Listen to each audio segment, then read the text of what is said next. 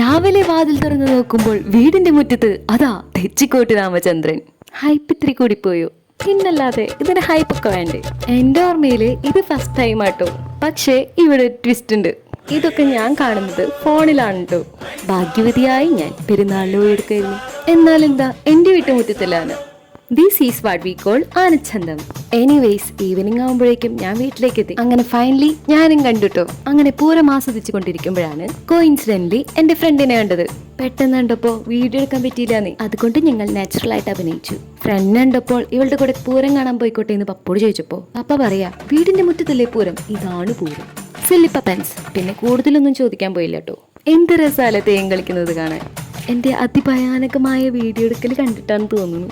എനിക്ക് നല്ല പോസൊക്കെ തന്നുട്ടോ. പിന്നെ എവിടെ പോയാലും ഈ അമ്മൂമ്മയുടെ വക തള്ളൽ അത് നിർബന്ധ. ആരും തെറ്റിദ്ധരിക്കരുത്, ഞാൻ ഉദ്ദേശിച്ച അമ്മൂമ്മ സാരി എടുക്കാത്തതാണ് കേട്ടോ.